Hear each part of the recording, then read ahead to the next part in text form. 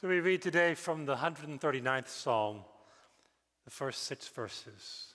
This is a Psalm of David. You have searched me, Lord, and you know me. You know when I sit and when I rise. You have perceived my thoughts from afar. You discern my going out and my lying down. You are familiar with all of my ways. Before a word is on my tongue, you, Lord, know it completely. You hem me in, behind and before, and you lay your hand upon me. Such knowledge is too wonderful for me, too lofty for me to attain. The word of God for the people of God. Thanks be to God. So, how smart do you think you really are? Let's just say, how much do you actually know when it comes to life and this world and even yourself and those around you? Let's have a little pop quiz this morning. For instance, and if you're at home, you can play along on the home version of this game. If I ask you, what is 2 times 5 plus 3 times 4? You'd know that, right? You're doing the math right now, aren't you? 22. Yeah, that's pretty easy.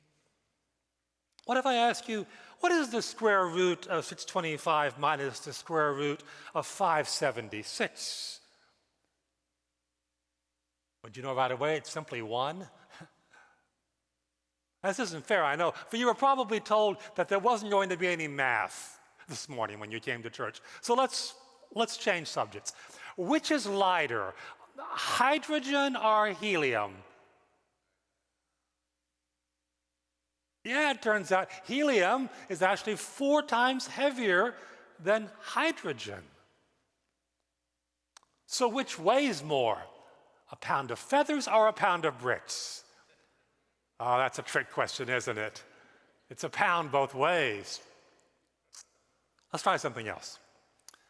What did the 16th Amendment to the U.S. Constitution change? Pretty important to all of us. It allowed for the creation of a federal income tax. Too easy?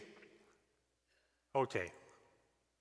Then who won the Battle of Carchemish in 605 BC? It was one of the most decisive battles in history, mentioned in the Bible, right up there with the Alamo, in fact. The Babylonians, Nebuchadnezzar, defeated the Egyptians and the Assyrians, and they changed the whole world order forever afterwards. Too specific? All right, then answer this. Why are there interstate highways in Hawaii? Where are they going? All in all, no matter how smart we may be, there's probably a lot that you and I still don't know, right? Some of us are not as smart as our watches or our phones. But did you know that God knows everything? It's one of the 5 striking characteristics or attributes of God that we're talking about in this season at Christ Church. We began last week by noting that God is eternal and unchanging. The psalmist will tell us here in Psalm 139 that God is also omnipresent and omnipotent. That is to say, he's everywhere and he's all-powerful. But what impresses me even more in these words is that David tells us, David who wrote these words, reminds us God is omniscient. That is to say, he knows everything. In fact, in the words of Psalm 147, God's wisdom is beyond all telling. What does that mean? It means he knows the end of things, even from the beginning of them, Isaiah 46 says. He knows the past, he knows the present, he knows the future. Remember, we said last week, God exists beyond our temporal understandings of time, which means that God doesn't perceive things fragmentarily as we do. He perceives them exhaustively in eternal simultaneity. Looking like at that whole river from above, as we said last Sunday. God is thus aware of duration and succession, but he's not bound by them. You and I, we learn only through our experiences, right? But God does not need to learn at all, because he already knows it all. We don't know what will happen next year until next year. Though clearly we're all more than ready for 2020 to end, aren't we? I don't even want to go back to Central Standard Time. I don't want to give 2020 one more hour. But God knows next year already. And everything God plans will come to pass. Short, God knows everything there is to possibly know about this world. Proverbs 15:13 says, "The eyes of the Lord are everywhere, keeping watch on the wicked and the good." God thus sees all simultaneously by looking in every direction at the same time, which means that nothing can surprise him, dismay him, disappoint him, dishonor him, yes, but surprise him, no. In fact, and here's your mind wrapper for today, God not only knows what has happened and is happening and will happen, he even knows what could happen under varied contingencies. Think of it like those hurricane spaghetti maps that we've been seeing just all over the place. Arrows pointing in all kinds of directions, depending upon how the upper air currents and the wind patterns and wind shear and weather systems and speed and current and water temperature may vary. They each represent a hypothetical path for a storm, but God knows easily and without effort even all the hypotheticals, not just for a hurricane, but for the infinite number, get this, for the infinite number of complete alternative universes that could have been, but are as of yet not. Theologians refer to this as the scientia media, the middle knowledge of what life would be like if the case of life was different. It's no wonder thus long ago Isaiah told us that the Lord has declared that his thoughts are not our thoughts, our ways are not his ways. Later on, the Apostle Paul will similarly extol the depths and the wisdom and the knowledge of God, his unsearchable judgments, his past beyond tracing. And then he'll ask, who has known the mind of the Lord? Or who has been his counselor? And the answer is, none of us. Oh, again, we may think we are pretty smart. But then I remember old Job. For 37 chapters in the book of Job, Job and his friends discuss the whole state of affairs, trying to figure out all the questions that life has thrown at them, particularly at poor Job. Why has all of these terrible things happened to Job? They talked about it, and they talked about it, and they talked about it. And then in chapter 38, God shows up. And God's got some questions of his own. Where were you when I laid the earth's foundation? When I shut up the sea behind doors and said, this far you may come and no farther. Here is where your proud waves halt. Have you ever given orders to the morning or shown the dawn its place? Have you walked in the recesses of the deep? Have you comprehended the vast expanses of the earth? Can you bring the constellations forth in their seasons? And do you know the laws of the heavens? Yeah, sisters and brothers, smart as we may be, we're not that smart, are we? We don't know everything. We see through a mirror dimly, St. Paul said. But God sees everything remarkably clearly. As a bishop of Milan named Ambrose 17 centuries ago put it, we know some things, but God knows incomparably more, greater, and better. And because he does, we can have confidence this morning that despite what it may look like, this world, God's world, is not spinning out of control so far that God cannot yet fix it. Thomas Oden, an American Methodist scholar, taught at Drew until his death 4 years ago, was one of the most celebrated theologians and liberals in the last century.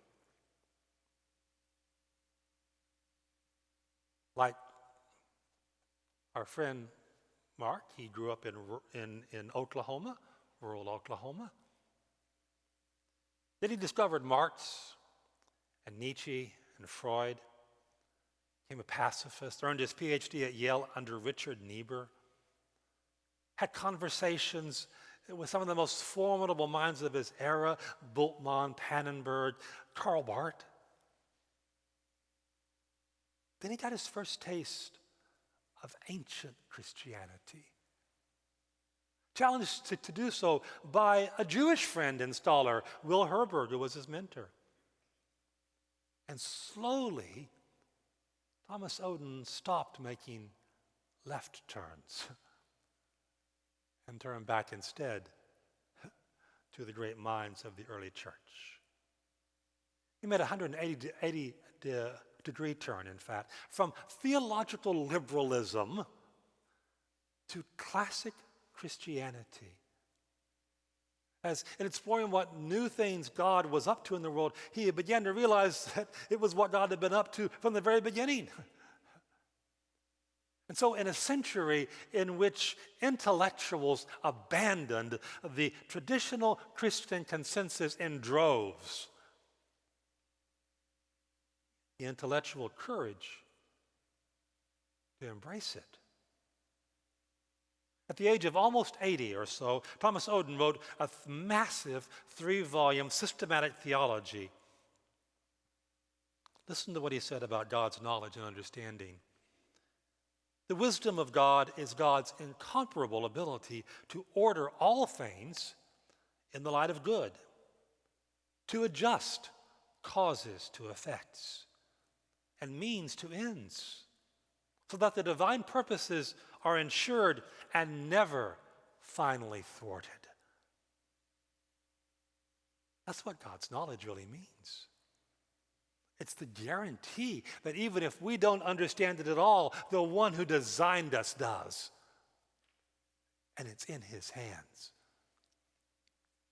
See, the other aspect of God's knowledge that David points us to in this psalm is that God not only knows everything about the world, he knows everything about you and me as well. Sarah mentioned that Jesus once said that the very hairs on our head are numbered. Now, admittedly, that's not a tough task when it comes to some of us. I could probably count them. But likewise, no sparrow falls to the ground, Jesus said, without God's recognition. So whether we know it or not, the truth is that God knows you and me inside out. What the psalmist said in the beginning of these words that we read, "O Lord, you have searched me and you have known me." Not just in any passing or casual kind of acquaintance, we should understand. In a thoroughly exhaustive sense of that term.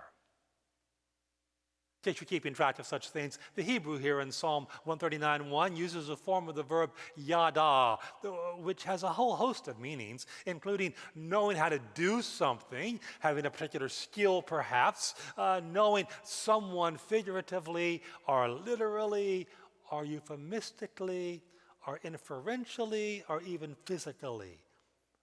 Genesis says that Adam knew Eve. It is to ascertain the truth about somebody else by seeing them clearly, without veil, without illusion, to consider them, to comprehend them better than they comprehend themselves. That's how God knows you and me. Now that can be a little startling to us. Because, well, most of us don't like other people knowing us all that well, do we? We like to think that some things about us at least are yet private, known only to a very few, if indeed to anybody beside ourselves. But they're not private to God, my friends. He really does have our number. He knows when we sit down, when we rise up, when we are inactive, when we are active. He discerns our going out and our coming in, all the places we stop in between. The Hebrew verb for discern is likewise one which is normally used when a person might talk about winnowing or sifting wheat. That is to say, God is sifting through all of our lives in the continuing process to know us. His knowledge goes beyond our mere activity to include even our thoughts and our ways. That's even more unnerving, isn't it? Because what that means is that I may be able to fool everybody else. I may be able to fool myself, but I can't fool God. He knows me too well, better than anybody else ever has or will. When I was growing up, my dad used to tell me that he could read me like a book, and that always irritated me when he said that. First, because I seldom saw him actually read a book. But mostly because I wanted to think he didn't know me that well.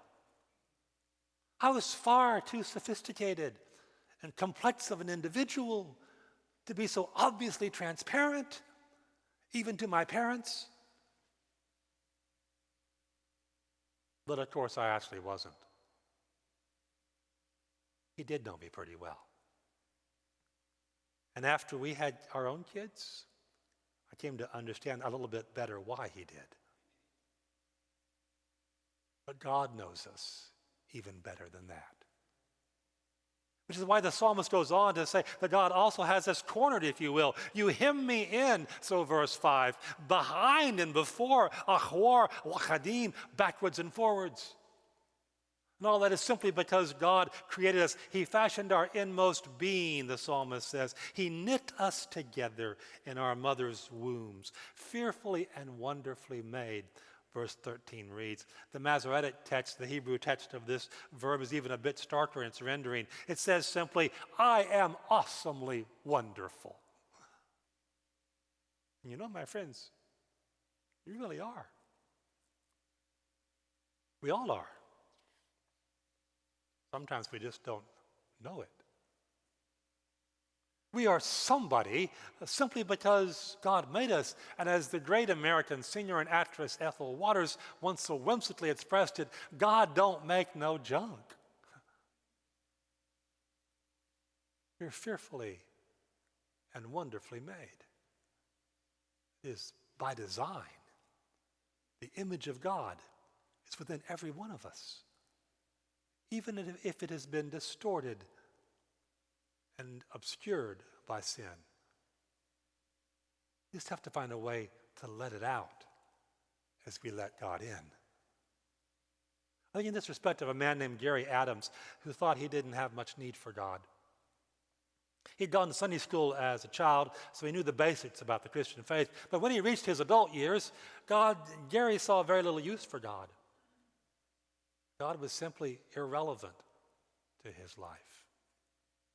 Till one day, Gary and two friends went caving together in the Carolinas' Nantahala Gorge. One of the men had heard about a waterfall hidden deep in one of the caves, so they set out to find it. Only while climbing a rope ladder in one of the caves, Gary lost his footing. He fell 50 feet to the floor of the cave. When he came to, he didn't know where he was. But even worse, shaken by the fall, Gary didn't know who he was either. But fortunately, along with forgetting who he was, Gary also forgot his long-nurtured resistance to the presence of God. As he lay there, he found himself praying, and suddenly he knew without a doubt that God was with him. He prayed, "Lord, let me live long enough to find out who I am and what my life is about." And then, so he later said, a great peace came over him. He suddenly felt complete. When the paramedics reached Gary, one of them said his name, and suddenly Gary's memory returned to him. Only now he'd found God. The Gary Adams who came out of the cave that day was not the same Gary Adams who had gone in. For now he was a man who belonged completely to God. As he said, he had to forget himself, quite literally, before he could open up himself unto God. I wonder what you and I may need to forget before we can learn what we really need to know in life. Forget the grudges we've held. Forget the hurt that we've nurtured in our hearts for decades, maybe. Forget the people who have wronged us. Forget the circumstances that didn't turn out as we thought they should. Forget the jobs we got turned down for. Forget everything except God. Maybe it begins with this. If our hearts condemn us this morning, the Apostle John tells us God is greater than our hearts, and he knows everything. Everything. All that ever was, all that is, all that ever will be. God knows everything about all things, and everything about you, and everything about me. That's why we call him God the Father Almighty, creator of heaven and earth. Shall we now stand as we affirm our belief in this God who not only knows us better than we know ourselves, but who inexplicably loves us